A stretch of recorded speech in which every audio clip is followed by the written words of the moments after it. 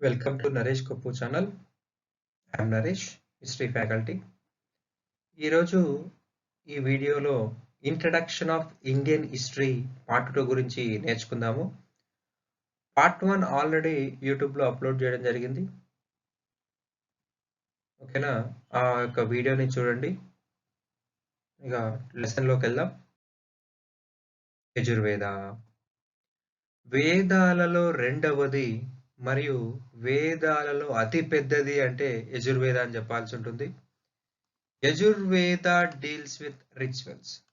యజుర్వేదంలో ఏం చెప్పబడిందయ్యా అంటే యజ్ఞయాగాల గురించి చెప్పడం జరిగింది.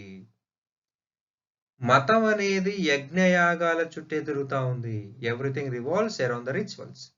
ఏ కార్యక్రమం చేయాలన్నా యజ్ఞయాగాలే. దేవతల్ని పూజించాలి, యజ్ఞయాగాల ద్వారానే పూజించాలి. పెళ్లి చేయాలి, యజ్ఞయాగాల ద్వారానే పెళ్లి చేయాలి. పిల్లలు పుట్టాడు, వాడికి పేరు పెట్టాలి, యజ్ఞయాగమే. ఓకేనా? ఈ కాలంలో, వేద కాలంలో ప్రతిదీ కూడా యజ్ఞయాగాల చుట్టే నడిచేది. యజ్ఞయాగాల చుట్టే నడుస్తుంది. Religion also revolves around the rituals. మతం అంతా కూడా యజ్ఞయాగాల చుట్టే తిరిగేదన్నమాట. Every ritual is accompanied with animal sacrifice. ప్రతి యజ్ఞంలో కూడా జంతు బలి తప్పనిసరి. జంతు బలి లేకపోతే అది యజ్ఞం అనేది పూర్తవదు. అశ్వమేధ యాగం కావచ్చు, రాజసూయ యాగం కావచ్చు, వాజపేయి యాగం కావచ్చు, కామేశ్వరి యాగం కావచ్చు, వరుణ యాగం కావచ్చు, చండీ యాగం కావచ్చు. ప్రతి యాగంలో కూడా జంతు బలి తప్పనిసరి. Yajurveda divide into 2 parts, Shukla Yajurveda and Krishna Yajurveda. Shukla అంటే ఏంటండి, మనకి క్యాలెండర్లో శుక్లపక్షం, కృష్ణపక్షం అని రెండు ఉంటాయి. శుక్లపక్షంలో మూన్ బ్రైట్ గా ఉంటాడు అంటే వైట్. శుక్ల అంటే వైట్, కృష్ణ అంటే బ్లాక్. ఓకే, కృష్ణ అంటే నలుపు అండి. ఓకే, శ్రీకృష్ణుడు యొక్క అసలు పేరు కృష్ణ కాదు. కృష్ణ అంటే నలుపు, అతను నల్లగా ఉన్నాడు కాబట్టి కృష్ణ అని చెప్పేసి అన్నారు. కృష్ణా నది నీళ్లు చూసినట్లయితే నల్లగా ఉంటాయి కాబట్టి దానికి కృష్ణా నది అనే పేరు పెట్టారు. అంతేగాని దాని పేరు కృష్ణ కాదు. కృష్ణా నది నీళ్లు చాలా నల్లగా ఉంటాయి కాబట్టి కృష్ణ అని పేరు పెట్టారనమాట. కృష్ణ అంటే సంస్కృతంలో బ్లాక్, శుక్ల అంటే white. Taittiriya Samhita is related to Krishna Yajurveda and Vajasaneyi Samhita is related to Shukla Yajurveda. ఇక్కడ చిన్న డిఫరెన్స్ ఉందండి. శుక్ల యజుర్వేద వచ్చేసి పోయం ఫామ్ లో రాశారు. ఆర్యులకి పోయం ఫామ్ లో చెప్పడం అంటే చాలా చాలా ఇష్టము. అందుకే వాళ్ళు ఎక్కువగా పోయంలోనే చెప్పేవాళ్ళు అనమాట. అందుకే వైట్ కి పోయం చెప్పారు. అండ్ బ్లాక్ అంటే కృష్ణ. ఓకే, వాళ్ళు ప్రోజ్ ఫామ్ లో, వాక్య సెంటెన్స్ ఫామ్ లో అంతా కూడా కృష్ణ యజుర్వేదలో ఉంటుంది. The maximum number of commentaries is return on Yajurveda. మనకి 4 వేదాలు నేను చెప్తున్నాం. ఋగ్వేద, యజుర్వేద, సామవేద, అథర్వణ వేద. అయితే అత్యధిక కామెంటరీస్ దేని మీద రాయబడ్డాయి అంటే కామెంటరీస్ యజుర్వేద పైనే రాయబడ్డాయి. కామెంటరీ అంటే అర్థం ఏంటంటే ఈ వేదాలు అనేవి చాలా క్రిటికల్ లాంగ్వేజ్ లో రాయబడ్డాయి. ప్రజలకి అర్థం కావు. ప్రజలకు అర్థమయ్యే భాషలో రాయడంనే కామెంటరీ అని చెప్పేసి అంటాము. వాక్యానము, ప్రజలు అందరికీ సంస్కృతంలోని పద్యాలు అర్థం కావాలని ఏమి లేదు. ఇక అందరికీ అంత నాలెడ్జ్ ఉండొచ్చు, ఉండకపోవచ్చు. కావున ప్రజలకు అర్థమయ్యే భాషలో చెప్పడం కోసము రాసిన పుస్తకాలనే కామెంటరీస్ అని చెప్పేసి అంటారు. అత్యధిక కామెంటరీస్ దేనిపైన ఉన్నాయంటే యజుర్వేద పైన. ఓకే, నెక్స్ట్ చూసినట్లయితే సామవేదము. Samaveda deals with music. సంగీతం గురించి ఇందులో చెప్పడం జరిగింది. Music,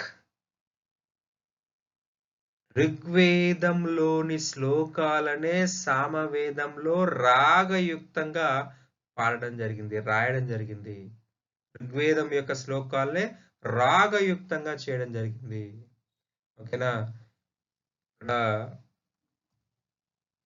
Samaveda contains 1549 hymns. 1549 శ్లోకాలు ఉన్నాయి. ఈ శ్లోకాలు ఎప్పుడు పాడతారంటే which are meant to be sung at the Soma sacrifice by special class of Brahmins called Udgatris. ఉద్గాత్రి అనే బ్రాహ్మణులు మాత్రమే ఈ యొక్క సామవేదాన్ని ఉచ్చరించడం జరుగుతుంది. అది కూడా ఎప్పుడు అంటే సోమ సాక్రిఫైస్, సోమయజ్ఞం చేసేటప్పుడు ఈ ఉద్గాత్రి బ్రాహ్మణులు సామవేదాన్ని ఉచ్చరించడం జరుగుతుంది. నెక్స్ట్ వేద వచ్చేసి అథర్వణ వేద. ఓకే, మొదటి 3 వేదాలను కలిపి వేదత్రయీ అని చెప్పేసి అంటారు. ఋగ్వేద, యజుర్వేద, సామవేద, ఈ మూడింటిని కలిపి వేదత్రయీ అని చెప్పేసి అంటారు. అయితే మనకి ఎస్ఎస్సిలో వేదత్రయీ అంటే ఏంటి అని అడిగారు. ఋగ్వేదము, యజుర్వేదము, సామవేదం, ఈ మూడింటిని కలిపి వేదత్రయీ అన్నారు. ఎందుకలా అన్నారంటే ఫస్ట్ 3 ఆర్యులకు సంబంధించినవి, 4వది నాన్ ఆర్యన్ సంబంధించింది అని చెప్పేసి చెప్పడం జరిగింది. ఎందుకంటే అథర్వణ వేద deals with diseases, evil spirits, భూతాలు ప్రేతాల గురించి చెప్తా ఉంది ఇది. ఓకే, దయ్యాలు, భూతాలు, ఓకే, డిసీజెస్, రోగము. ఓకే, అథర్వణ వేద dealing with prevention of diseases, రోగాలు ఎలా నయం చేసుకోవాలో అథర్వణ వేదలో చెప్పడం జరిగింది. అయితే ఈ భూతాలు ప్రేతాలు అనేవి ఆర్యుల గ్రంథాలు కావు అని చెప్పేసి కొద్దిమంది చరిత్రకారులు ఏం చెప్తున్నారంటే మొదటి 3 గ్రంథాలే ఆర్యుల గ్రంథాలు కాబట్టి మొదటి 3 గ్రంథాలని వేదత్రయీ అని చెప్పేసి చెప్పడం జరిగింది. వేదత్రయీ మనకి ఎస్ఎస్సిలో అడిగాడు, ఆర్ఆర్బిలో అడిగాడు వేదత్రయీ అంటే ఏందో. ఓకేనా, అథర్వణ వేద కంటైన్స్ ద మ్యాజిక్ స్పెల్స్, మంత్రతంత్రాల గురించి ఉంది. ఓకే, ఆ కాలంలో ఉపయోగించినటువంటి మ్యాజిక్స్ గురించి ఉంది. ఒక రోగం వస్తే ఏం చేయాలి? ఫర్ ఎగ్జాంపుల్ ఒక దయ్యం పట్టింది, ఏం చేస్తారు మన పెద్దలు? ఒక చీపురు తీసుకొని వీపు విమానం మోగిస్తారు. దాంతో ఏమవుతుంది, ఆ దయ్యం అనేది అక్కడి నుంచి పారిపోతుంది అనేది వాళ్ళ నమ్మకం అన్నమాట. అలాగే మనకి రాత్రిపూట ఇంటి ముందు చీపురు వేస్తారు, ఎందుకంటే దయ్యాలు భూతాలు ఇంట్లోకి రావు, ఆ చీపురు దాన్ని అడ్డుకుంటుంది. లేదంటే ఐరన్ వేస్తారు, వాళ్ళ నమ్మకం ఏంటంటే ఐరన్ అనేది దాన్ని రానియకుండా అడ్డుకుంటుంది. ఇటువంటి అనేక నమ్మకాలు అనేవి మనకి అథర్వణ వేదలో చెప్పడం జరిగింది. Brahmanas are the prose text which explains the hymns in the Vedas, give explanation and application and related stories of their origin. They also have some stories related to certain persons related to Vedic text. బ్రాహ్మణాలు అంటే ఏంటంటే ఇవి commentaries అని చెప్పుకోవాలి. వేదాలకు అనుబంధంగా రాయబడ్డ గ్రంథాలనే బ్రాహ్మణాలు అంటాం. వేదాలు చూసినట్లయితే క్రిటికల్ సాంస్క్రిట్ లో రాశారు, పోయం ఫామ్ లో రాశారు. వాటిని అందరికీ అర్థమయ్యే భాషలో సెంటెన్స్ ఫామ్ లో రాయడం జరిగింది. వీటిని ఎక్స్ప్లెనేషన్స్ అన్నమాట, వేదాల యొక్క ఎక్స్ప్లెనేషన్స్. ఓకే, ఋగ్వేదానికి అనుబంధంగా రాయబడ్డటువంటి బ్రాహ్మణాలు ఐతరేయ బ్రాహ్మణ, కౌశితకి బ్రాహ్మణ, సాంఖ్యాయన బ్రాహ్మణ. మనకి ఐతరేయ బ్రాహ్మణ అనేది చాలా చాలా ఇంపార్టెంట్. అరౌండ్ 800 BC కాలంలో ఈ ఐతరేయ బ్రాహ్మణ అనేది రాయడం జరిగింది. మనకి గ్రూప్స్ లో ఈ క్వశ్చన్ వచ్చింది అనమాట. ఆ గ్రూప్స్ లో ఐతరేయ బ్రాహ్మణంలో ఆంధ్రుల గురించి ప్రస్తావన ఉంది. ఆంధ్రులు అంటే కోస్తాంధ్ర వాళ్ళు కాదు, తెలుగు మాట్లాడే వాళ్ళు. ఐతరేయ బ్రాహ్మణులు ఉన్న స్టోరీ ఏంటంటే సుషేనప స్టోరీ అన్నమాట. ఓకే, సుషేనపుడు అనేటువంటి వ్యక్తి యజ్ఞంలో బలివ్వబడతా ఉన్నాడు. ఓకే, ఒక రాజు నరమేధం చేస్తా ఉన్నాడు. ఆ యజ్ఞం పూర్తయింది. సో ఆ సుషేనపుణ్ణి ఆ యజ్ఞంలో బలి ఇవ్వాలి. కానీ ఆ సుషేనపుడు పారిపోయి వచ్చేసి విశ్వామిత్ర మహర్షి దగ్గరికి రావడం జరిగింది. ఆ విశ్వామిత్ర మహర్షి ఆ సుషేనపుని కాపాడుతానని చెప్పేసి అభయం ఇచ్చాడు. సో ఆ అభయం ఇచ్చే సమయానికే రాజు అతని ఆశ్రమానికి వచ్చాడు.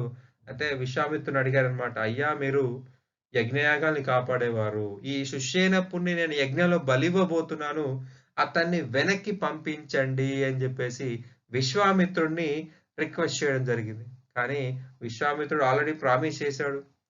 ఓకే. విశ్వామిత్రుడు ఏమనంటే, లేదు అతను నేను ప్రామిస్ చేశా అతన్ని కాపాడుతానని జెప్పేసి అతన్ని వదిలేయి అంటే, రాజు అతనికి బదులుగా ఇంకెవరినైనా పంపించండి అని జెప్పేసి అడగడం జరిగింది. సో, విశ్వామిత్రుని యొక్క కుమారులని యాగంలో బలిగా వెళ్ళమని చెప్పడం జరిగింది. ఎవరైనా చూస్తూ చచ్చిపోవాలనుకుంటారా? ఎవరికైనా ప్రాణం మీద ఆశే ఉంటుంది. ఆ విశ్వామిత్రుని కుమారులు యజ్ఞంలో చనిపోవడానికి అంగీకరించలేదు. సో, విశ్వామిత్రుడికి కోపమొచ్చేసి తెందిక్కుకు పోయి బతకండి అని చెప్పేసి శపించడం జరిగింది. తెందిక్కు అంటే దక్షిణ దిక్కు. ఉత్తర భారతదేశం నుంచి దక్షిణంగా వచ్చి గోదావరి పరిసర ప్రాంతంలో వీళ్ళు నివసించారు. వీళ్ళే ఆంధ్ర జాతి.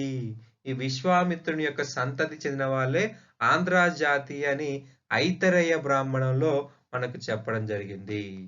ఓకేనా? ఇవి ఋగ్వేదానికి అనుబంధంగా రాయబడ్డ గ్రంథాలన్నమాట. ఐతరేయ బ్రాహ్మణము ఏ సంవత్సరంలో పూర్తి చేయబడిందంటే 800 బీసీ, క్రీస్తు పూర్వము 800. ఆంధ్రుల యొక్క ప్రస్తావన ఉన్నటి గ్రంథము అంటే ఐతరేయ బ్రాహ్మణ. ఆంధ్ర అంటే తెలుగు వాళ్ళని అర్థము. తెలుగుకి పర్యాయ పదము ఆంధ్ర. ఓకే. యజుర్వేదానికి అనుబంధంగా రాయబడ్డ గ్రంథాలు. మనకి యజుర్వేదంలో 2 ఉన్నాయని చెప్పుకున్నాం. శుక్ల యజుర్వేద, కృష్ణ యజుర్వేద. ఓకే. శుక్ల యజుర్వేదకు అనుబంధంగా రాయబడ్డ గ్రంథము శతపథ బ్రాహ్మణము. ఇది కూడా మనకి ఎగ్జామ్ లో అడిగారండి. మనకి వ్యవసాయము ప్రారంభంలో చేసే క్రతువులు, చేసే యజ్ఞాల గురించి ఏ గ్రంథంలో ఉంది అంటే శతపథ బ్రాహ్మణంలో ఉంది. వ్యవసాయం స్టార్ట్ చేసినప్పుడు ఏం చేస్తాం మనము? ఓకే. నాగలికి భూమి పూజ చేస్తాం, నాగలి పూజ చేస్తాం, అలాగే ఒక కొబ్బరికాయ కొడతాం, వనదేవతలకి పూజిస్తాం. అవన్నీ కూడా మనకి ఈ యొక్క శుక్ల యజుర్వేదలో సంబంధించిన శతపథ బ్రాహ్మణంలో ఉంది. అలాగే ఐరన్ ఇనుము గురించి కూడా మనకి ఈ యొక్క శతపథ బ్రాహ్మణంలో ఉంది అని చెప్పాల్సి ఉంటుంది. ఈ యొక్క శతపథ బ్రాహ్మణంలో ఉంది. ఓకేనా? ఇనుము గురించి, వ్యవసాయం సంబంధించిన క్రతువుల గురించి శతపథ బ్రాహ్మణంలో ఉంది. కృష్ణ యజుర్వేద దీనికి అనుబంధంగా రాయబడ్డది తైత్తిరీయ బ్రాహ్మణ. ఇక సామవేద చూద్దాం. సామవేదానికి అనుబంధంగా రాయబడ్డటువంటి బ్రాహ్మణము తాండ్య బ్రాహ్మణము, లేదా దీన్నే పాంచవింశ బ్రాహ్మణం అంటాం. ఇక షద్విష బ్రాహ్మణము, జైమినీయ బ్రాహ్మణం. ఈ 3 బ్రాహ్మణాలు సామవేదానికి అనుబంధంగా రాయబడ్డాయి. అండ్ చివరిది అథర్వణ వేద. ఈ అథర్వణ వేదకు అనుబంధంగా రాయబడ్డది గోపత బ్రాహ్మణము. ఓకే. నెక్స్ట్ వేద సాహిత్యం వచ్చేసి అరణ్యకాలు. అరణ్యము అంటే ఏంటండి? ఫారెస్ట్. సంస్కృతంలో అరణ్యము అంటే ఫారెస్ట్ అండి. Okay. The Aranyakas were written in the forest or concluding parts of Brahmanas. బ్రాహ్మణాలనే యొక్క కంక్లూడింగ్ అంతా కూడా అరణ్యకాలు అని చెప్పేసి అంటాము. Aranyakas don't lay much emphasise on rites, rituals, sacrifices but have philosophy and mysticism. ఈ బ్రాహ్మణాలు అనేవి యజ్ఞయాగాల గురించి చెప్తే అరణ్యకాలు అనేవి యజ్ఞయాగాల గురించి చెప్పట్లేదు. ఏం చెప్తుంది? ఫిలాసఫీ, మిస్టిసిజం, భక్తి గురించి, తత్వం గురించి అరణ్యకాలు చెప్తున్నాయి. అరణ్యంలో నివసిస్తున్నటువంటి సన్యాసులు వాళ్ళ యొక్క జీవన విధానం అంతా కూడా మనకి అరణ్యకాల్లో లభిస్తుంది. This is because Aranyakas were written mainly for the hermits. Hermits అంటే సన్యాసులు. ఓకే. సన్యాసులు అన్నమాట. ఓకే. సన్యాసుల కోసము, స్టూడెంట్స్ కోసము, అడవుల్లో నివసించే సన్యాసులు, స్టూడెంట్స్ కోసం రాయబడింది. ఓకే. ఈ అరణ్యకాల్లో మెడిటేషన్ గురించి చెప్పడం జరిగింది. They lay emphasis not on sacrifice but on meditation. జంతువుల గురించి చెప్పలేదు, యాగాల గురించి చెప్పలేదు, మెడిటేషన్ గురించి చెప్పింది. They are in fact oppose to sacrifice and many of early rituals. యజ్ఞయాగాలన్నిటిని వ్యతిరేకించాయి అరణ్యకాలు. Their stress is on moral values. నైతిక విలువలకు అత్యంత ప్రాధాన్యతని అరణ్యకాలు అనేవి ఇవ్వడం జరిగింది. నైతిక విలువలు, ధ్యానము, తత్వము, అలాగే భక్తి గురించి ఈ అరణ్యకాలు అనేవి ప్రాముఖ్యత ఇచ్చాయి.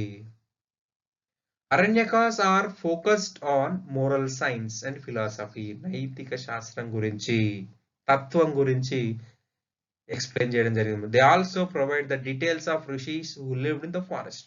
అడవుల్లో నివసిస్తున్నటువంటి ఋషుల గురించి, మునుల గురించి ఇన్ఫర్మేషన్ అనేది ఇవ్వడం జరిగిందనమాట. నెక్స్ట్, వేద సాహిత్యంలో అతి ముఖ్యమైనది ఉపనిషత్తులు. ఎన్నున్నాయా అంటే 108. 108 అనగానే మనకి ఏం గుర్తొస్తుంది? అంబులెన్స్ గుర్తొస్తుంది, ఎమర్జెన్సీ అంబులెన్స్. ఓకే, వేదాల కాలంలో ఎమర్జెన్సీ ఉందనుకోండి, ఉపనిషత్తులను అప్రోచ్ అవుతారు. ఉప మీన్స్ నియర్ బై, ఉప మీన్స్ నియర్ బై అండ్ సదా మీన్స్ సిట్. గురువుకి దగ్గరగా కూర్చోవడమే ఉపనిషత్తు అని చెప్పేసి అంటారు. గురువులకు దగ్గరగా కూర్చుంటే ఏమొస్తుంది? జ్ఞానం వస్తుంది. గురువు నుంచి జ్ఞానం నేర్చుకోవాలి అనే ఉద్దేశంతో చెప్పబడిందే ఉపనిషత్తులు. ఈ ఉపనిషత్తుల్నే వేదాంతాలని కూడా అంటారు. The Upanishads are philosophical texts dealing with topics like soul, absolute, origin of the world, mysteries of the nature.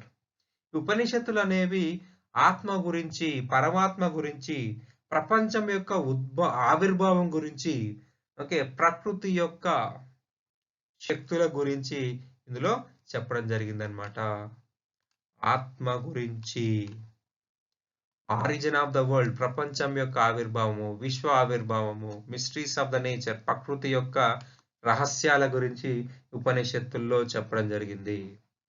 It criticizes the rituals and lays stress on the value of right belief and knowledge.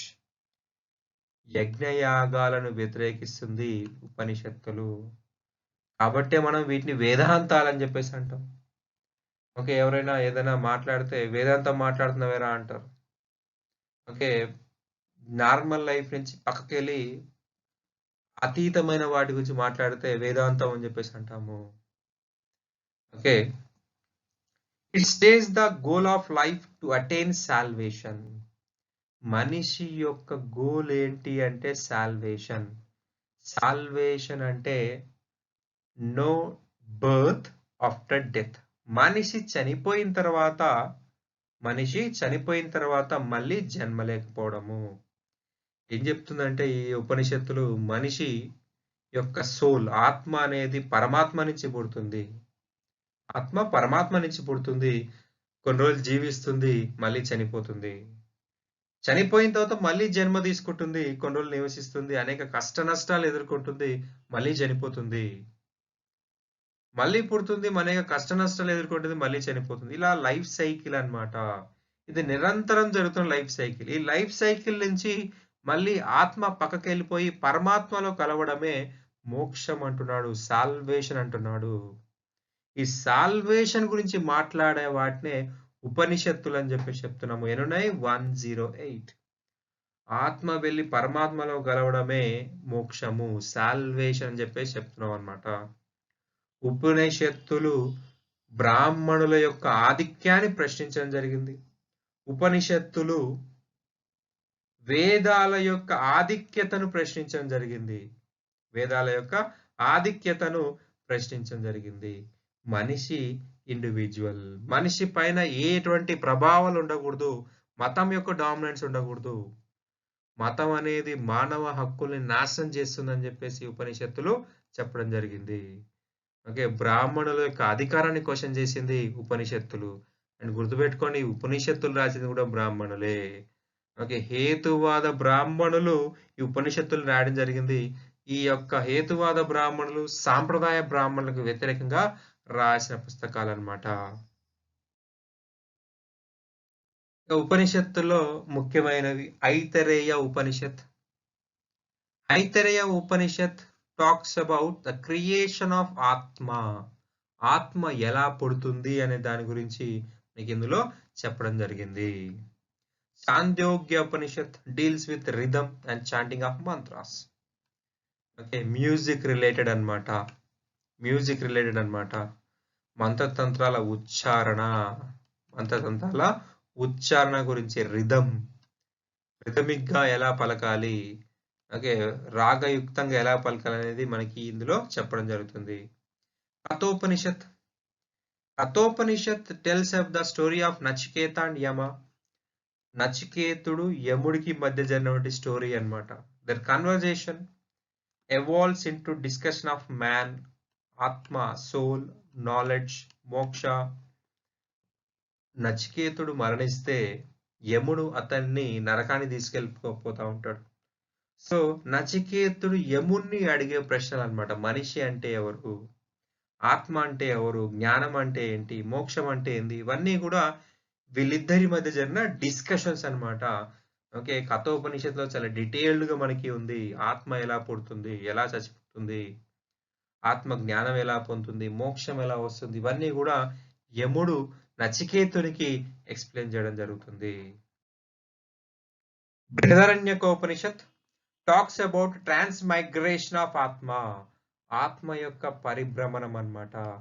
ఆత్మ పరమాత్మ నుంచి పుట్టి కొన్ని రోజులు జీవించి తర్వాత మళ్ళీ మరణిస్తుంది. Okay. ఆ యొక్క రోల్ అంతా కూడా మనకి ఇందులో ఎక్స్‌ప్లెయిన్ చేయడం జరిగిందన్నమాట. అలాగే మెటాఫిజికల్ భౌతిక పరమైనటువంటి, అలాగే ఎథిక్స్ నైతిక విలువ గురించి ఇందులో చెప్పడం జరిగింది. నెక్స్ట్ ఇంపార్టెంట్ వచ్చేసి మాండకోపనిషత్. ఏపీపీఎస్‌సి, టీఎస్‌పీఎస్‌సి గ్రూప్స్ ఇటువంటి ఎగ్జామ్స్ లో మనకి ఈ యొక్క క్వశ్చన్ అనేది రిపీటెడ్ గా అడగడం జరిగింది. సత్యమేవ జయతే, సత్యమేవ జయతే అనేటువంటి శ్లోకాన్ని ఎక్కడి నుంచి తీసుకున్నామని చెప్పేసి మనకి గత ఎగ్జామ్స్ లో అడగడం జరిగింది. ఓకే. సత్యమేవ జయతే అంటే ట్రూత్ అలోన్ ట్రిమ్స్. సత్యము గెలుస్తుంది, సత్యమే ఎల్లవేళలా విజయం సాధిస్తుంది. ఓకే. భారత ప్రభుత్వము మన రాజముద్రలో సత్యమేవ జయతే అనే శ్లోకాన్ని చేర్చడం జరిగింది. అయితే ఈ శ్లోకం ఎక్కడి నుంచి తీసుకున్నారయ్యా అంటే మాండకోపనిషత్తు తీసుకున్నారు. నెక్స్ట్ మోస్ట్ ఇంపార్టెంట్ వచ్చేసి శ్వేతేశ్వర ఉపనిషత్. శ్వేతేశ్వర ఉపనిషత్ డీల్స్ విత్ భక్తి. భక్తి గురించి వివరిస్తుంది. భక్తి means self surrendering to the God. మనకు మనము దేవునికి అర్పించుకోవడమే భక్తి. మనకు మనము దేవునికి అర్పించుకోవడమే భక్తి. గుడికి వెళ్ళామా, కొబ్బరికాయ కొట్టామా, కొబ్బరికాయ తిన్నామా, ప్రసాదం తిన్నామా, ఇది భక్తి కాదు. మనకి మనము దేవునికి అర్పించుకోవాలి. భక్తి కండెమ్డ్ మీడియేటర్. భక్తి కండెమ్డ్ ఐడలారిటీ. భక్తిలో విగ్రహాలకు స్థానం లేదు, మధ్యవర్తులకు స్థానం లేదు. దేవుడికి వ్యక్తికి భక్తుడికి మధ్య ఎవరు ఉండకూడదు. ఓకే. హిందూ మతం అయితే పూజారులు, ఇస్లాం మతం అయితే ఉలేమాలు, క్రైస్తవ మతం అయితే ఫాదర్లు, పోపులు, వీళ్ళెవరూ ఉండకూడదు. డైరెక్ట్ మనమే దేవునితో మాట్లాడుకోవాలి. మన అహాన్ని చంపుకొని దేవుడే గొప్పవాడని చెప్పేసి చెప్పాల్సి ఉంటుంది. ఓకే. దేవునిలో లీనం అవ్వాల్సి ఉంటుంది అని మనకి శ్వేతేశ్వర ఉపనిషత్తులో చెప్పడం జరిగింది. భక్తి గురించి ప్రపంచంలో తొలిసారిగా డిస్కస్ చేసిన గ్రంథం అంటే శ్వేతేశ్వర ఉపనిషత్ అని చెప్పాలి. Shveteshwara Upanishad is the one and only ancient most text which deals with bhakti. వేద సాహిత్యంలో మరి ఒక ముఖ్యమైనటువంటి సాహిత్యమే వేదాంగాలని చెప్పుకోవచ్చు. Vedangas are 6 auxiliary disciplines associated with the study and understanding of Vedas. వేదాలు అనేవి చాలా క్రిటికల్ సాంస్క్రిట్ లో రాశారు. వేదాలను అర్థం చేసుకోవాలంటే ముందు వేదాంగాలు చదవాల్సి ఉంటుంది. వేదాలు అనేవి చాలా క్రిటికల్, సంస్కృతంలో పద్య రూపంలో రాశారు. ఓకే. ముందు అవి ఎలా ఉచ్చరించాలో, ఎలా అర్థం చేసుకోవాలో తెలుసుకోలేకపోతే చాలా ఇబ్బందులు పడతాము. ఓకేనా. అవి చూద్దాం. నెంబర్ 1 శిక్ష, ఫొనెటిక్స్ అంటే ఉచ్చారణ. ఏ పదాన్ని ఎక్కడ గట్టిగా పలకాలి, ఏ పదాన్ని సైలెంట్ గా మాట్లాడాలి, తక్కువ స్పీచ్ లో, తక్కువ వాయిస్ లో పలకాలి, ఏ పదాన్ని సైలెంట్ గా వాడాలి. ఎందుకంటే వాడిన దాన్ని బట్టి అర్థం వస్తుంది. ఓకేనా. మనకి వార్నింగ్ ఇచ్చే టోన్ ఒక రకంగా ఉంటుంది, రిక్వెస్ట్ చేసే టోన్ ఒక రకంగా ఉంటుంది, ఏడ్చే టోన్ ఒక రకంగా ఉంటుంది. అవునా కదా. లేకపోతే అన్ని ఒకేలాగా ఉంటాయా? బెదిరించే టోన్ ఒక రకంగా ఉంటుంది. ఓకే. అవన్నీ గూడా అర్థం జేసుకోవాలి. అలా అయితేనే ఈజీగా భేదాల్ని అర్థం జేసుకోవచ్చు. సెకండ్ వన్ నిరుక్త, ఎటిమాలజీ పదాల యొక్క ఉత్పత్తి. ఏదైనా భాషను నేర్చుకోవాలంటే ఒక ఆరిజిన్ నుంచి నేర్చుకుంటే చాలా తక్కువ కాలంలో చాలా సునాయాసంగా మనము నేర్చుకుంటాము. అండ్ వ్యాకరణ, గ్రామర్, ఛంద, ఛందస్సు, జ్యోతిష్య, ఆస్ట్రాలజీ, గ్రహాలు, గ్రహ గమనాలు ఇవన్నీ గూడా మనకి జ్యోతిష్యంలో ఉంటాయి. అండ్ కల్ప, రిచువల్స్ అన్నమాట. అందులో మళ్ళీ 3 గృహ సూత్ర, శౌత సూత్ర, శిలువ సూత్ర. గృహ సూత్ర వచ్చేసి మ్యారేజ్ అయిన దగ్గర నుంచి చనిపోయేంత వరకు చేసేవంటి కర్మలే గృహ సూత్రలో ఉంటాయి. ప్రతి ఒక్క గృహస్థుడు 16 కర్మలు చేయాల్సి ఉంటుంది. 16 కర్మలు చేయాల్సి ఉంటుంది. అందులో చూసినట్లయితే నంబర్ 1 గర్భధారణ, శ్రీమంతోత్సవ, ఉపనయన. 11వది మోస్ట్ ఇంపార్టెంట్ అండి. 11వది 11th వన్ ఉపనయన అని చెప్పాల్సి ఉంటుంది. ఓకే. ఉపనయనము. ఈ ఉపనయనం అంటే సేక్రెడ్ థ్రెడ్ సెరమనీ. తల్లి గర్భం నుంచి మొదటి జన్మ వస్తుంది. ఉపనయనం తోటి రెండవ జన్మ వస్తుంది. దాన్ని చాలా పవిత్రమైన జన్మ అంటాం. తల్లి గర్భం నుంచి వచ్చే జన్మ శారీరక జన్మ. ఉపనయన యజ్ఞం నుంచి వచ్చే జన్మ ఆధ్యాత్మిక జన్మగా చెప్పాల్సి ఉంటుంది. చాలా పవిత్రమైంది. చాలా పవిత్రమైందిగా చెప్పాల్సి ఉంటుంది. ఓకే. ఎవరికైతే ఉపనయనం జరుగుతుందో వాళ్ళని ద్విజులు అని చెప్పేసి అంటారు. రెండోసారి జన్మ తీసుకున్న వాళ్ళు వారు దేవతలతో సమానంగా భావించబడతారు. ఇక 15వదొచ్చేసి మ్యారేజ్ అండి.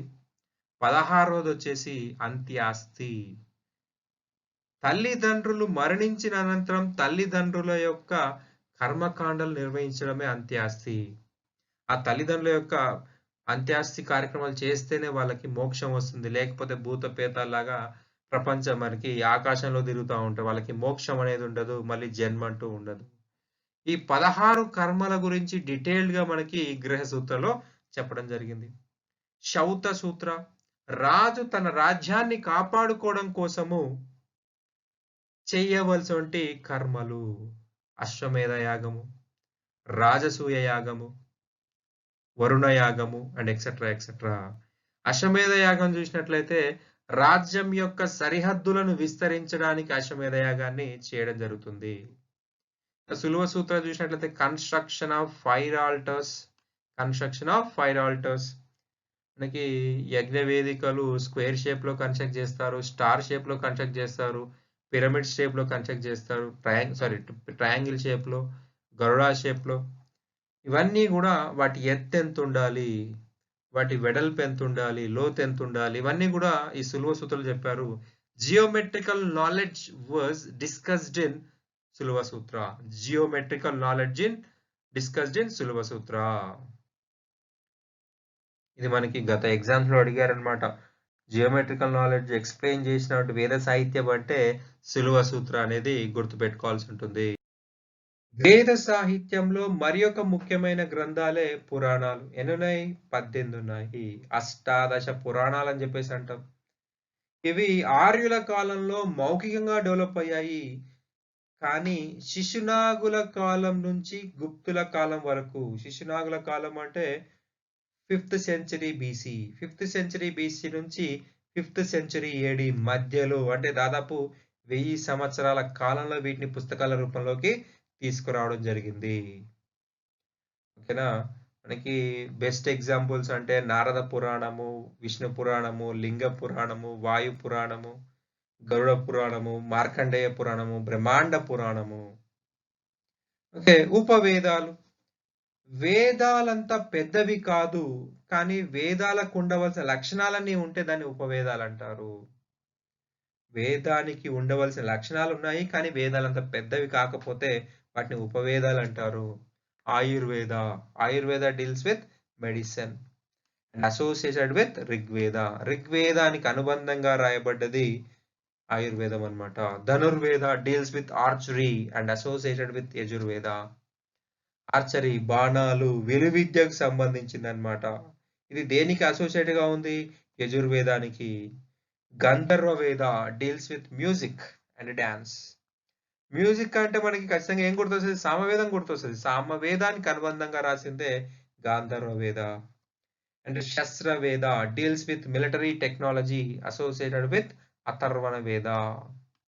యుద్ధాల గురించి యుద్ధాల్లో వాడవలసిన మెటీరియల్ గురించి ఇందులో చెప్పడం జరిగిందనమాట.